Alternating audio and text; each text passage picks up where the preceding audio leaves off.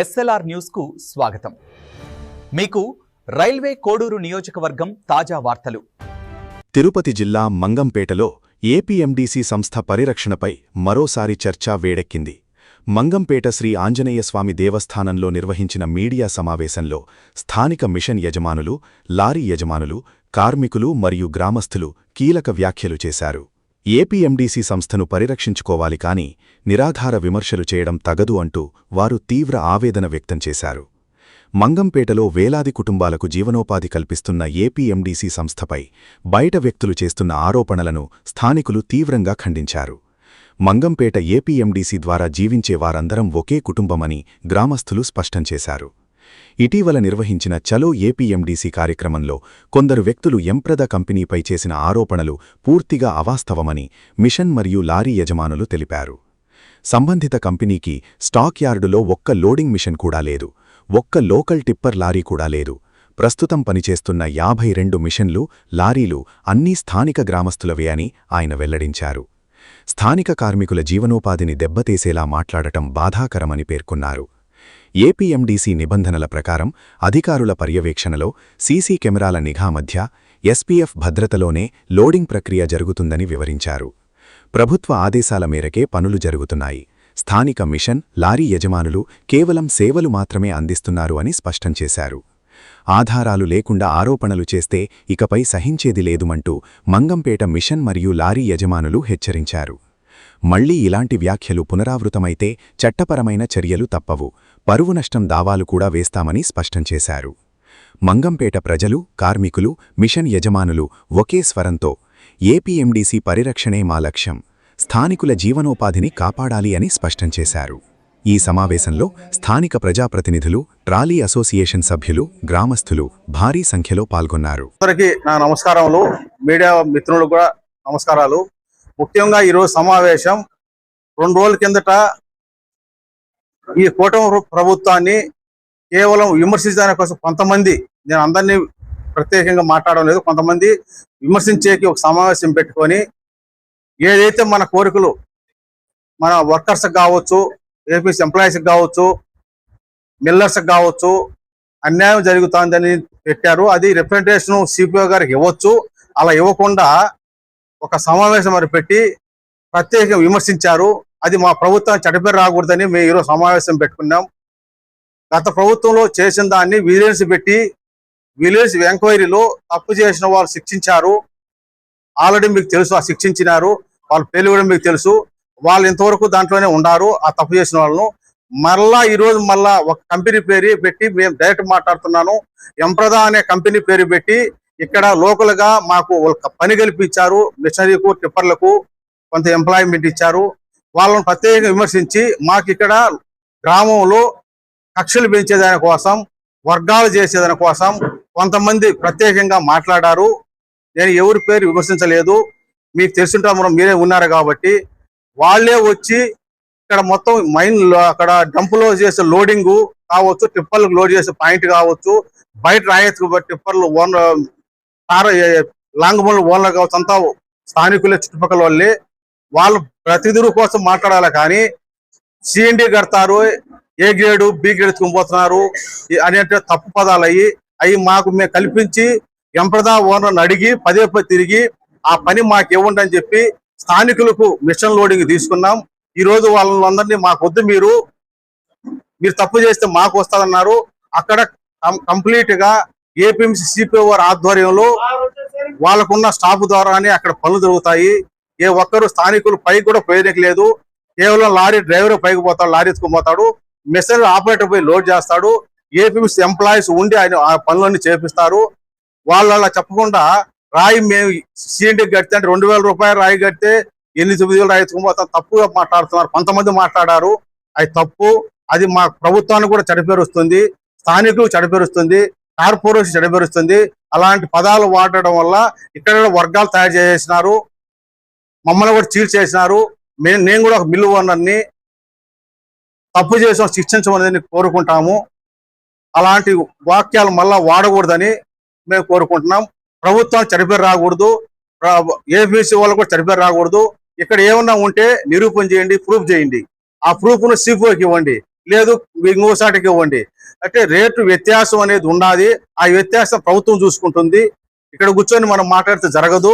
అధికారులు ఉన్నారు, ప్రభుత్వం ఉన్నది, కోర్టు ఉంది. ఆల్రెడీ మిల్లర్ నేను కూడా ఉండా, కోర్టుకు పోయినారు. కోర్టులను చూసుకోవాలా, ప్రభుత్వంతో మాట్లాడాలా. అవి ఏవి కాకుండా చిన్న చిన్నవి పెట్టి, అంటే సమస్య వచ్చింది దానికి అనుకోకుండా కొంతమంది దాన్ని పెద్ద చేసి ప్రభుత్వం పైన రుద్దాలని ప్రయత్నం చేస్తున్నారు. అది మంచి పద్ధతి కాదు. ఓకే, మొన్న మాట్లాడిన దాంట్లో కేవలం ఒక కంపెనీ ఎంప్రదా అనే కంపెనీ గురించి పదే మాట్లాడినారు. ఎంప్రదా కంపెనీ తప్పు చేసి ఉంటే మేము మిల్లర్స్ తప్పు చేసినట్టే, అందరూ ఎక్స్పర్ట్స్ తప్పు చేసినట్టే వాళ్ళు చెప్పిన పదాల్లో. తర్వాత కెమికల్ ప్లాంట్ తప్పు చేసినట్టే, ఓఎన్జీసీ సప్లైస్ తప్పు చేసినట్టే. వాళ్ళ మీద ఏదైనా కమిటీ వేస్తే అన్నిటి మీద కమిటీ వేయండి, దాన్ని నిర్ధారించుకోండి, తప్పు చేసిన శిక్షించండి. బేట లారీలు మిషన్ ఓనర్లకు తరపున మేము మాట్లాడుతున్నాను. కేసులు నా పేరు. మేము ఎంప్రదా కంపెనీ కానీ, జింపెక్స్ కంపెనీ కానీ, ఎనీ కంపెనీ అందరికీ ఈక్వల్ గా మా మిషన్లు లోడింగ్ చేస్తున్నాయి. ఏ కంపెనీకి మేము ఒత్తాస పలకల, ఏ కంపెనీకి మేము ఫేవర్ గా మేము లేము. ఏపీ మిషన్లు వాళ్ళు చెక్ చేసి మిషన్లు పైకి పంపిస్తారు. ఏ కంపెనీకి లోడింగ్ ఉంటే ఆ కంపెనీకి రోజుకు 2 మిషన్లు పంపిస్తే, పర్మిషన్ ఇస్తే మిషన్లు పోయి లోడింగ్ చేస్తాయి. మాకు ఎలాంటి బయర్స్ నుంచి మాకేం లబ్ధి పొందింది లేదు. మేము వాళ్ళకి ఫేవర్ గా మేము చేసింది లేదు.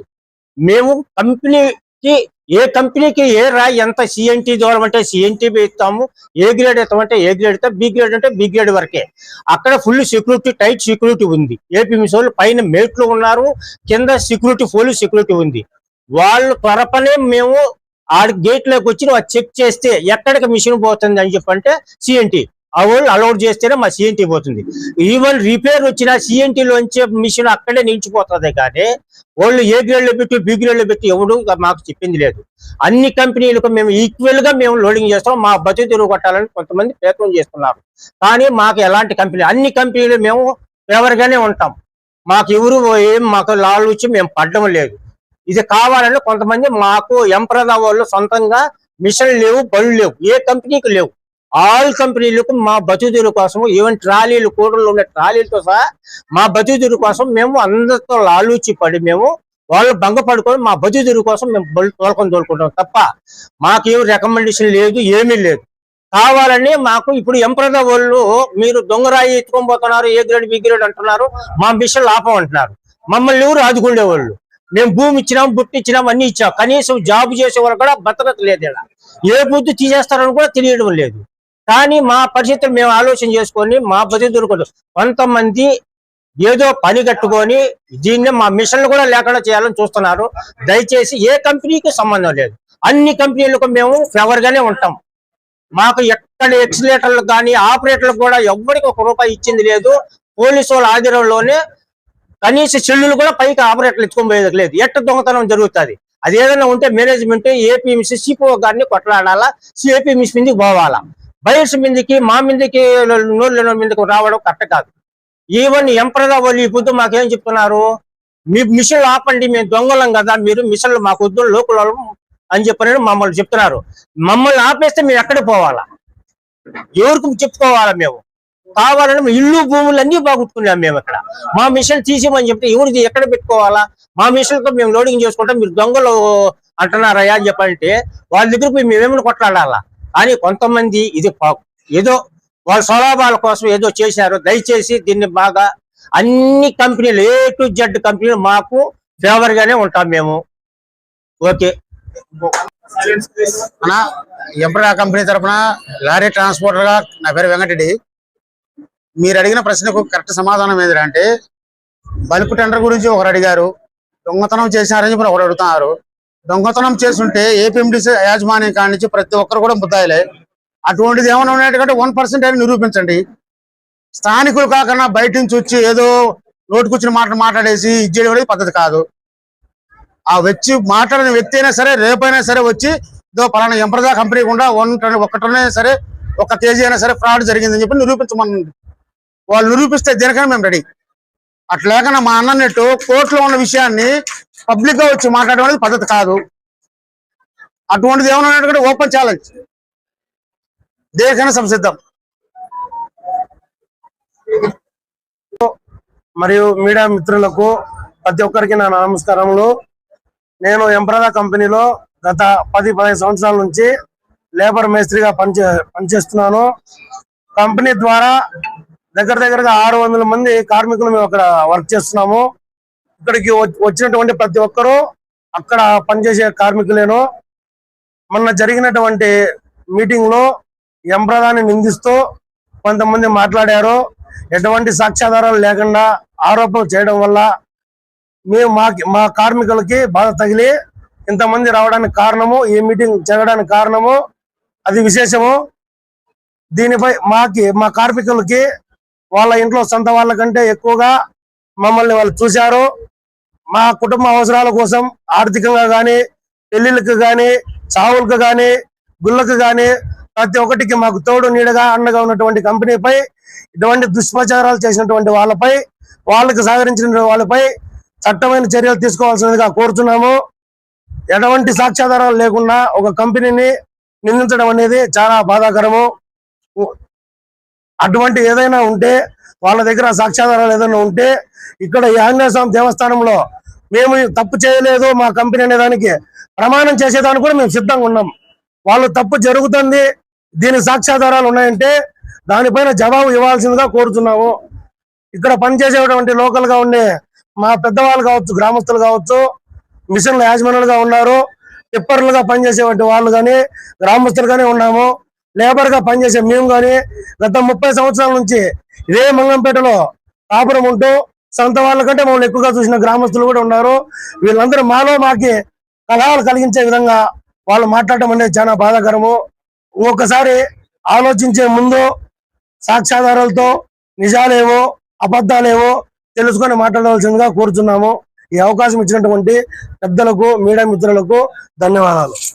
మా వీడియోలు మీకు నచ్చినట్లయితే SLR న్యూస్ను లైక్ చేసి, షేర్ చేసి, సబ్స్క్రైబ్ చేసుకోండి. మీ సపోర్ట్ మాకు ఎంతో అవసరం. Thank you.